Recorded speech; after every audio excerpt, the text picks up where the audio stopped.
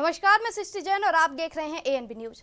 10 मई से शुरू होने वाली चारधाम यात्रा को लेकर धामी सरकार एक्शन मोड पर आ गई है, जिसके चलते राजधानी देहरादून के सचिवालय में मुख्यमंत्री पुष्कर सिंह धामी की अध्यक्षता में चारधाम यात्रा की बैठक हुई। वहीं बैठक में पर्यटन मंत्री सतपाल महाराज संघ, शहरी विकास मंत्री प्रेमचंद्र अग्रवाल और बद्री केदार मंदिर समिति के अध्यक्ष अजेंद्र अजय भी शामिल रहे। इस बीच मुख्यमंत्री पुष्कर सिंह धामी ने कहा कि इस बैठक में चारधाम यात्रा की तैयारी के लिए सभी प्रमुख अतिथिगण और सभी अधिकारी मौजूद हैं। साथ ही उन्होंने कहा कि सभी तैयारियों का हमने आकलन और विश्लेषण किया है। जितने भी फीडबैक आए हैं उनका सुधार किया जाएगा।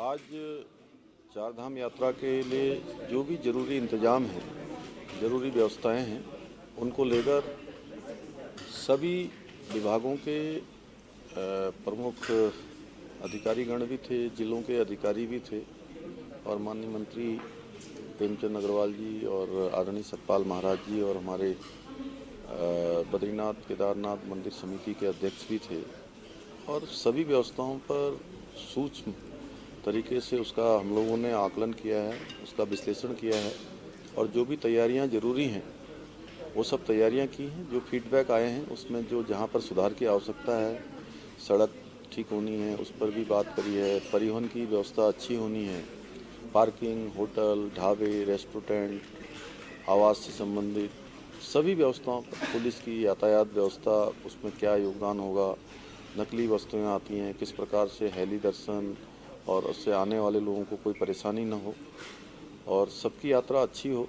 हमारा यही उद्देश्य है कि यात्रा में हर साल यात्रियों की संख्या बढ़ रही है, तो ये यात्रा उत्तराखंड में हो रही है लेकिन पूरे देश के लोग, दुनिया के लोग इस यात्रा में सम्मिलित होते हैं। तो अच्छी यात्रा हो और अच्छे इंतजाम हो, वो सब प्रयास हमारे जारी रहेंगे और उन्हीं के नगर निगम ने संपत्ति कर न जमा करने वाली कंपनी के विरुद्ध कार्रवाई करने का मन बना लिया है। आईटी पार्क स्थित ऐसी 21 कंपनियों को कर भुगतान के नोटिस भेजे गए हैं। इन कंपनियों पर अब तक तकरीबन 7 करोड़ रुपए बकाया है। हालांकि ये कंपनियां टैक्स देने का हवाला दे रही हैं। इसको लेकर नगर निगम कर अधीक्षक पूनम रावत ने बताया कि सामान्य सुविधाएं उपलब्ध करा रहे नगर निगम ने अब सख्ती दिखाना शुरू कर दिया है।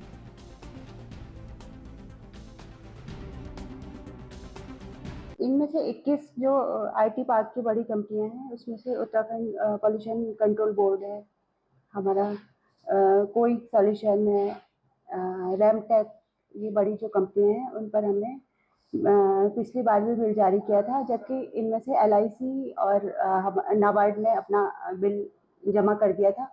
इस बार 21 कंपनियों को हमारे द्वारा नगर निगम आने वाले दिनों में इनके अंतिम नोटिस जारी करके इन पर सीलिंग वाली कार्रवाई करेगा, जैसे कि नगर आयुक्त महोदय द्वारा कहा जाएगा, अग्रिम आदेश उसका पालन किया जाएगा। उत्तराखंड में वनों में आग लगने का सिलसिला अभी भी जारी है। तमाम कोशिशों के बावजूद वन विभाग आग को रोकने में सफल नहीं हो पा रहा। बीते दिनों जंगलों में आग लगने की वजह से मुख्यमंत्री ने भी वन विभाग को निर्देश जारी किए, जिसके क्रम में वन विभाग प्रमुख वन संरक्षण ने बताया कि तहसील, ब्लॉक और प्रभाग स्तर पर बैठकों के निर्देश जारी करते हुए जागरूकता अभियान भी चलाया जा रहा है।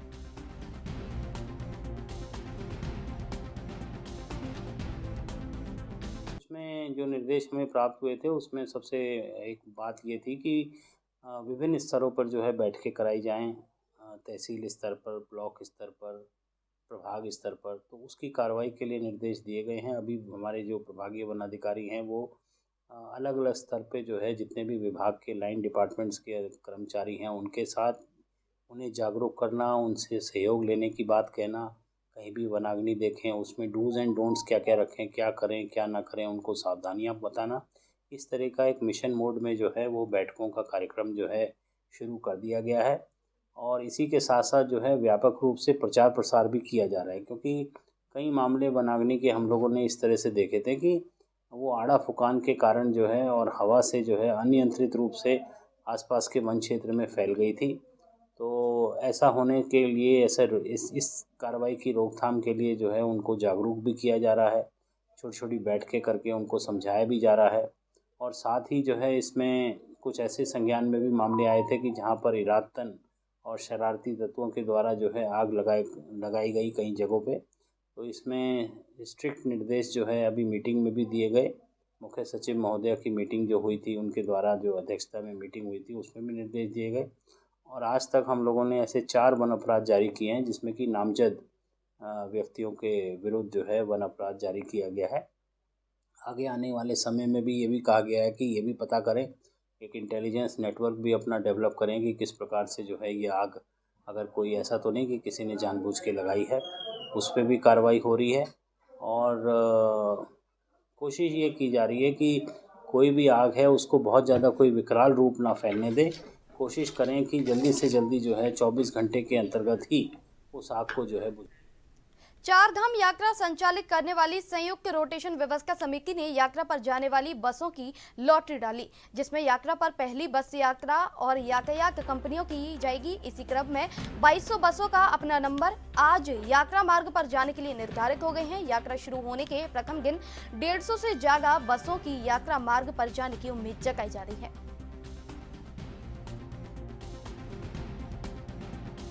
हमारी तैयारियां पूर्ण है। दिसंबर से हमारी तैयारी चार धाम यात्रा के लिए शुरू हो जाती है, प्रारंभ हो रखी हैं। हमारी 2200 बसें चार धाम यात्रा में यात्रियों की सुविधा के लिए, यात्रियों के यात्रा के सफल संचालन के उनकी प्रतीक्षा में अतिथि देवो भव का आज जैसे कि क्रम निकाले जा रहे हैं कि कौन सी बस किस क्रम पे चलेगी, और उसके बाद 9 तारीख को हमारा शुभ मुहूर्त होगा चार धाम यात्रा। बुकिंगें चुनाव की वजह से स्लॉट में जैसे जैसे चुनाव हो रहे हैं वैसे वैसे, जैसे प्रथम चरण के चुनाव हुए हैं और प्रथम चरण के जितने चुनाव हो चुके हैं उससे हमें जैसे 9 तारीख के आसपास से 150 बसों की बुकिंग है हमारे पास। प्रशासन से हम ये चाहते हैं कि जैसे कि रजिस्ट्रेशन की प्रक्रिया है, जो यहाँ पे जो हमारी वाहनों से जाते हैं वो कमज़ोर वर्ग के लोग, गरीब खेतीहार मजदूर, देहातों से आए हुए, वो मेट्रो सिटी के लोग नहीं होते हैं। उन लोगों के लिए, क्योंकि उनके पास इतना हाईटेक सिस्टम नहीं होता है कि वो अपना रजिस्ट्रेशन ऑनलाइन कर सकें। और ऑनलाइन रजिस्ट्रेशन में क्या है कि ऑनलाइन रजिस्टर में यहाँ पे ही अगर आप कई लोगों को देखोगे वो इंटरनेट या ऑनलाइन में इतना सक्रिय नहीं उन्हें आता है। तो उन लोगों के लिए हमें ये कि संस्था की जो बसें हैं उनके लिए रजिस्ट्रेशन की बाध्यता खत्म हो, और रजिस्ट्रेशन उनका हो तो ऋषिकेश में ही हो, जो पूर्व की भांति चला आ रहा है। जो बाहर की बसें यहाँ पे आती है, बाहर के टेम्पो ट्रैवल्स आ जाते हैं, उनसे सबसे बड़ी दिक्कत ये होती है, हमारा जो ड्राइवर होता है, चालक होता है, कुशल चालक होता है, पहाड़ी में चलने वाला होता है। जो प्लेन से लोग आते हैं उन्हें जो एक्सपीरियंस होता है वो प्लेन में चलने का होता है। जब वो पहाड़ी मार्गों पे जाते हैं तो वो जो हमारे बस की जो कुशलता है, दक्षता है, उसकी जगह पे वो बीच में रोड पे गाड़ी चलाते हैं। उससे क्या होता है, सारा ट्रैफिक डिस्टर्ब होता है, और जब उन्हें वो इसमें कुशल नहीं होते हैं तो उससे क्या एक्सीडेंट होने के चांसेस बढ़ते हैं उनके यहाँ पे आने से। बाहर की बसों का हमारा पूर्णतः विरोध है। हम चाहते हैं कि उत्तराखंड प्रदेश में, उत्तराखंड के वाहन स्वामियों के हित में, उत्तराखंड के हित में ये जरूरी है कि इस व्यवसाय को बचाया जाए। अगर यहाँ पे बाहर के अनाधिकृत लोग जमा हो जाएंगे, उससे इस प्रदेश का व्यापारी जो है वो सब धीरे धीरे इन बसों को बेचते हुए चले जाएंगे, और जब वो बेच देंगे तो वो इस प्रदेश में रह के भी क्या करेंगे, फिर वो मजदूरी करने के लिए दिल्ली मुंबई जाएंगे, जैसे और प्रदेशों की है। किराए में मात्र 5% की वृद्धि हुई है कि एवज में देखेंगे वाहनों में, तो जो इस साल हमारे वाहन आ रहे हैं तो 45 लाख का वाहन हो चुका है, जो कि हमें पिछले साल जब ये 45 लाख से पहले तो लगभग हमारी गाड़ी 27 लाख रुपए में तैयार हो जाती थी, आज 45 लाख रुपए में तैयार हो रही है, और अन्य खर्चे। गर्मी का सीजन आते ही हल्द्वानी शहर में आग लगने की घटनाएं बढ़ने लगी हैं, लिहाजा किसी भी आग की घटना में तत्काल राहत पहुंचाई जा सके, इसके लिए शहर भर में लगे फायर हाइड्रेंट सुचारू रूप से चलाए जा रहे हैं या नहीं, इसको देखने के लिए सिटी मजिस्ट्रेट AP वाजपेयी ने शहर के सभी फायर हाइड्रेंट चेक किए। जिलाधिकारी वंदना सिंह के निर्देश पर सिटी मजिस्ट्रेट ने शहर के मंगल पड़ाव, मंडी और बाजार सहित कई इलाकों में निरीक्षण करते हुए उनमें वाटर सप्लाई चेक की।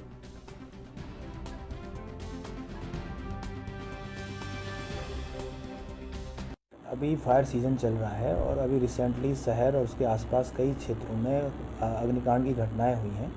उसी को देखते हुए जिलाधिकारी महोदय द्वारा जितने भी हमारे फायर हाइड्रेंट्स शहर के विभिन्न भागों में स्थापित हैं उनको क्रियाशीलता के संबंध में उनके जांच के निर्देश दिए गए थे। तो उसी क्रम में आज जल संस्थान, फायर सर्विसेज के साथ, इसके अलावा जल निगम के अधिकारियों के साथ निरीक्षण किया गया।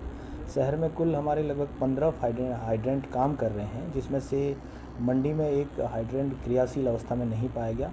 साथ ही कुछ हाइड्रेंट्स ऐसे हैं जहाँ पर लीकेज की प्रॉब्लम है, कुछ में मेंटेनेंस वर्क होना है, तो इन सभी तथ्यों को देखा गया है। कुछ हाइड्रेंट ऐसे हैं जिनको उनके स्थान से थोड़ा सा रिलोकेट किया जाना है, तो ये सभी विस्तृत इसमें जांच की गई है और सभी को देखते हुए इसकी आख्या अभी नैनीताल जिले में पर्यटन सीजन को लेकर तैयारियां शुरू हो चुकी हैं। गर्मी के सीजन में देश विदेश से सैलानी पहाड़ों की ठंडी वादियों में घूमने के लिए आते हैं, लिहाजा हमेशा पार्किंग और यातायात की व्यवस्था पर्यटकों को परेशान करती रहती है। इसलिए जिलाधिकारी ने यातायात से लेकर पर्यटकों के लिए पार्किंग व्यवस्था सुनिश्चित करने के लिए अधिकारियों को निर्देश जारी किए।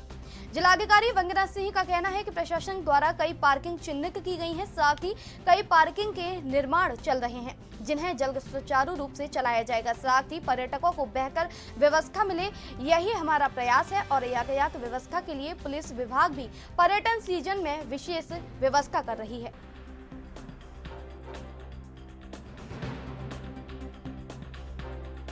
जो पार्किंग हमारी विभिन्न टेंडर इत्यादि प्रक्रियाएं पूर्ण न होने के कारण सुचारू नहीं संचालित नहीं हो पाई हैं, उन पार्किंग्स को विभागीय माध्यम से और अन्य माध्यमों से संचालित करवाया जाएगा।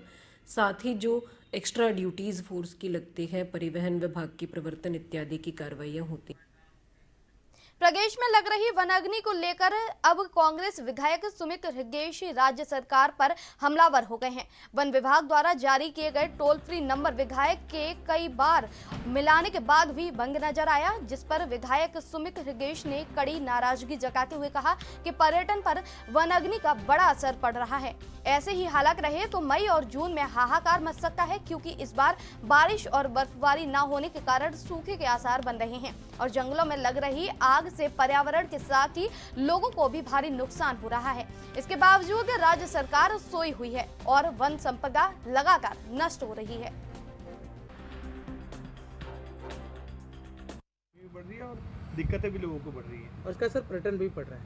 हाँ, पर्यटन पे देखिए गहरा असर पड़ रहा है। कल ही मैं कैंची धाम गया तो रास्ते में जगह जगह ये जो जंगलों में आग है लगनी शुरू हो गई है। अभी अप्रैल भी समाप्त नहीं हुआ है तो भयावह स्थिति उत्पन्न होने वाली है। मई और जून के महीने में क्या हाल होगा।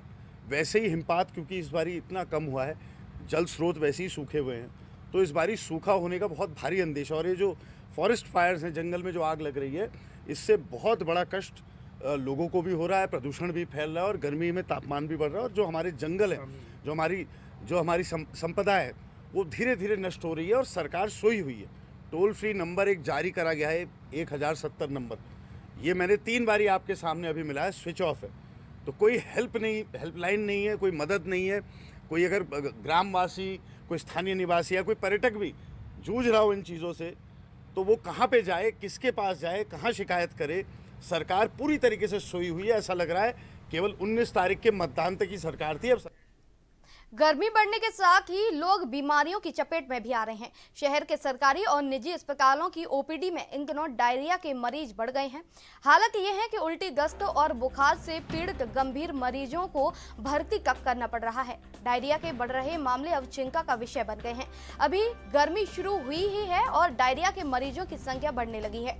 सोबन सिंह जीना बेस अस्पताल की ओपीडी में प्रतिदिन उल्टी, दस्त और बुखार से पीड़ित मरीज इलाज के लिए पहुंच रहे हैं। गंभीर मरीजों को भर्ती करने तक की नौबत आ गई है। यही हाल सुशीला तिवारी अस्पताल का भी रहा, जहां मेडिसिन विभाग की ओपीडी ने इस समय जो मरीज आ रहे हैं उनसे अधिकतर डायरिया से मरीज हैं।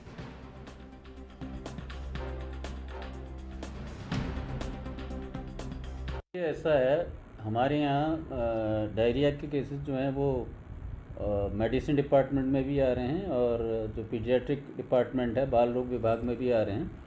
और दोनों ही विभागों में लगभग ये मान के चलें कि 10 से 15 मरीज या 20 मरीज दोनों ही विभागों में प्रतिदिन आ रहे हैं। हालांकि उनमें से अधिकांश जो हैं वो ज़्यादा गंभीर अवस्था में नहीं हैं और उनको जो है ओरल ट्रीटमेंट से ही एडवाइस किया जा रहा है। लेकिन कुछ मरीजों में क्योंकि डिहाइड्रेशन ज़्यादा हो रहा है तो उन्हें भर्ती करने की आवश्यकता पड़ रही है। तो वर्तमान में आज की तारीख पे हमारे पास दोनों ही वार्ड में, पीडियाट्रिक वार्ड में भी 8 से 10 बच्चे डायरिया से पीड़ित हैं, जिनका कि इंडोर पेशेंट की तरह इलाज किया जा रहा है। ऐसी मेडिसिन में भी हमारे 10 से 12 केस जो हैं वो डायरिया के भर्ती हैं। देखिए, ट्रीटमेंट के लिए जो हमारे चिकित्सालय में है लगभग सारी दवाएं हमारे पास उपलब्ध हैं और जो ज़्यादा गंभीर हैं उनको, डिहाइड्रेटेड जो रहते हैं, उनको IV फ्लूइड्स के थ्रू IV फ्लूइड चढ़ाए जाते हैं तो वो पर्याप्त मात्रा में उपलब्ध हैं। और जो घर में जो दिया जाता है ट्रीटमेंट, उसके लिए भी हमारे पास दवाएं ORS पर्याप्त मात्रा में हैं। और लोगों को यही राय दी जाती है कि गर्मियों में, क्योंकि इन्फेक्टिव जो ये डायरिया है फैलने की संभावना ज़्यादा होती है, तो बेसिकली जो डायरिया है इस खाने से ही होता है, सभी लोग जानते हैं। यदि खाने को शुद्ध खाना खाया जाए, ताज़ी खाना खाया जाए, पानी विशेषकर आप उबला हुआ पानी पिएं और बाहर की कोई चीज़ें, बासी चीज़ें ना खाएं, तो इस पर जो संभावना होती है वो डायरिया होने की काफ़ी कम हो जाती है। तो लोगों को हम यही राय देंगे कि स्वस्थ खाना खाएं, स्वच्छ पानी पिएं, बासी खाना ना खाएं, और बाहर की जो बनी हुई चीज़ें हैं उसमें अधिकांशतः देखा जाता है कि उतनी सफाई का ध्यान नहीं रखा जाता है, तो उसको जितना संभव हो उससे बचाव करें। एसएसबी भर्ती परीक्षा में फर्जी अभ्यर्थी बनकर धोखाधड़ी करने वाले अभियुक्त को पौड़ी पुलिस ने गिरफ्तार कर लिया है। गिरफ्तार अभियुक्त के भाई और पूर्व फौजी को भी पुलिस गिरफ्तार कर चुकी है। वरिष्ठ पुलिस अधीक्षक पौड़ी लोकेश्वर सिंह ने जानकारी दी कि सरकारी नौकरी की भर्ती परीक्षाओं में धांधली करने वाले मध्य प्रदेश के गिरोह का पौड़ी पुलिस ने खुलासा कर दिया है।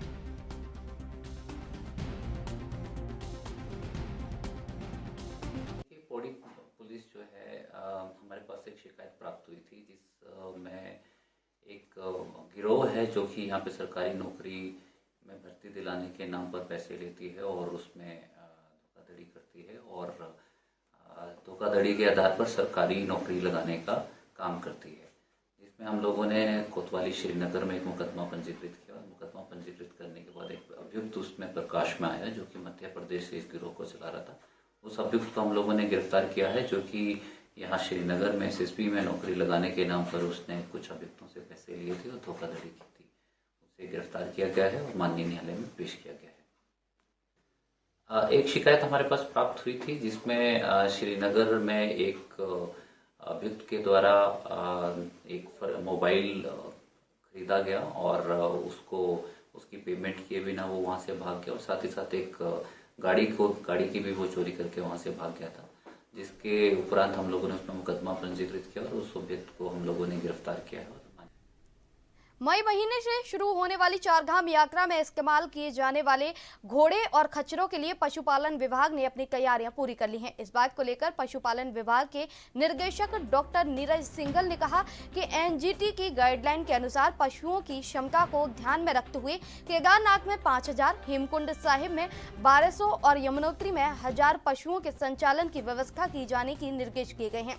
साथ ही उन्होंने कहा कि इस संख्या के लिए केदारनाथ में 7600 स्वस्थ घोड़ों का पंजीकरण हो चुका है, जिनमें से 5000 घोड़ों का उपयोग किया जाएगा।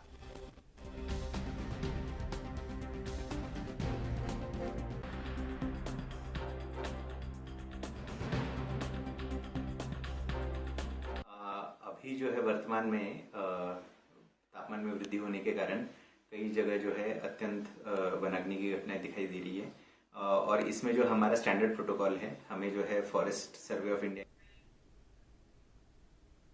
लोकसभा चुनाव प्रदेश में संपन्न होने के बाद बीजेपी में बयानबाजी का दौर जारी है। गढ़वाल संसदीय सीट से टिकट की दावेदारी कर रहे राष्ट्रीय बागवानी बोर्ड के अध्यक्ष वीरेंद्र युगाल ने एक बयान जारी करते हुए कहा कि सियासी गलियारे में हलचल पैदा कर गई है। भाजपा के वरिष्ठ नेता और राष्ट्रीय बागवानी बोर्ड के अध्यक्ष वीरेंद्र युगाल ने अपने बयान में कहा कि वे सभी राजनीतिक पार्टियों को खुली चुनौती देते हैं जो लगातार विधानसभा से लेकर लोकसभा चुनाव मैदान में अपना दमखम दिखा चुके हैं और अपने संसाधनों से कितनी समाज सेवा कर चुके हैं।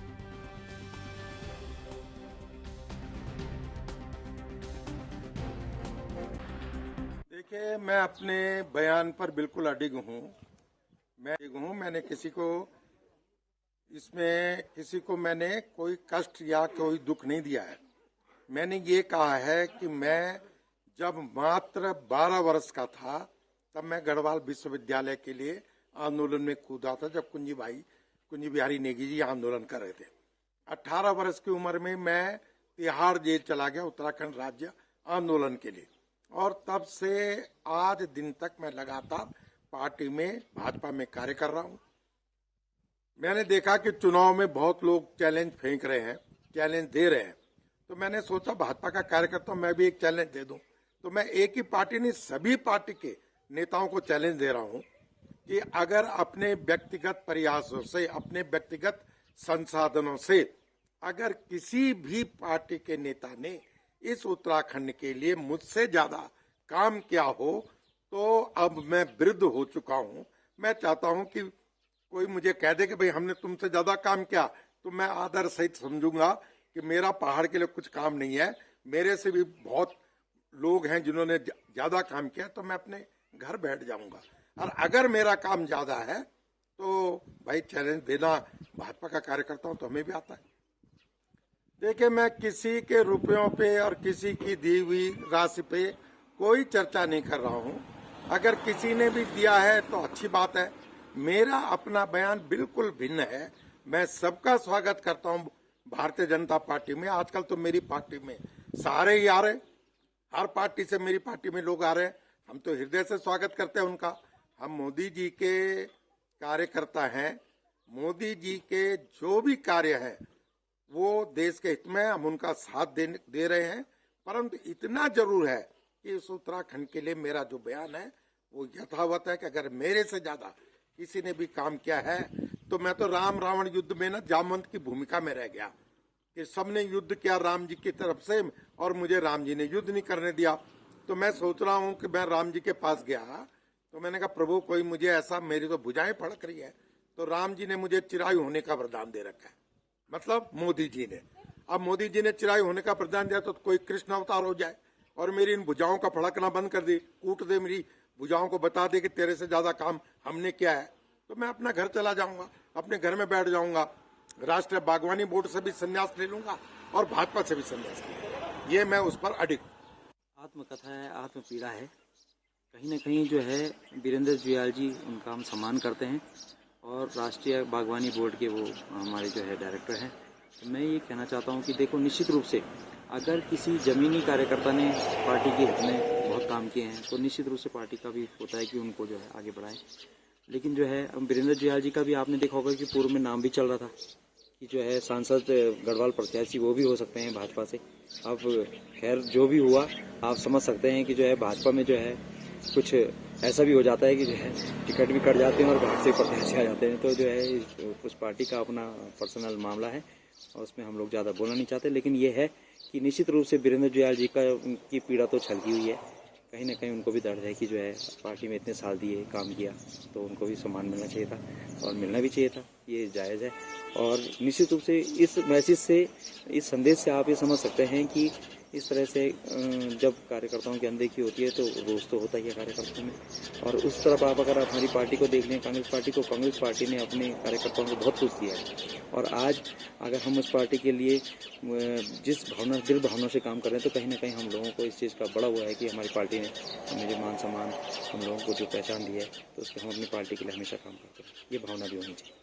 सीधा कहना है कि किसी भी नेता ने इस उत्तराखंड के लिए कुछ नहीं किया। उनका कहने का मतलब ये था, हम सीधे उन्होंने जो है 10 सालों से उनकी सरकार रही है, तो सीधे जो आक्षेप लगा है, मैं मानता हूँ उन्होंने अपनी ही सरकार पे आक्षेप लगाया है। ये उनका भी मानना है कि 10 सालों से, पिछले 10 सालों से जो है उत्तराखंड में या देश में कोई इस तरह के काम नहीं हुए हैं। तो देखिए, जब एक पार्टी के ही कार्यकर्ता, एक जो है, मैं बोल सकता हूँ कि पार्टी का एक जो है मजबूत कार्यकर्ता जब इस तरह की बात करेंगे कि भाई जो है वाकई उनको काम नहीं दिखता है, तो आप बता दीजिए आम आदमी को कौन सा काम दिखेगा। तो इसका तात्पर्य यही है कि निश्चित रूप से सरकार जो है जन सरोकारों से जो है बिल्कुल आंख मूंदे हुए है और कहीं ना कहीं जो है जो जनता के हित में जो नीतियाँ होनी चाहिए थी वो ये सरकार नहीं दे पाई। और इसी का कारण ये है कि आज जो है उनके कार्यकर्ताओं को बोलना पड़ रहा है कि किसी सरकार के नेता ने कुछ नहीं किया है। तो अब तक तो हम यही समझेंगे कि 10 सालों से इन्हीं की सरकार है, तो इनके नेता। अब तक के लिए बस इतना ही। आप बने रहिए हमारे साथ, देखते रहिए ANB न्यूज़।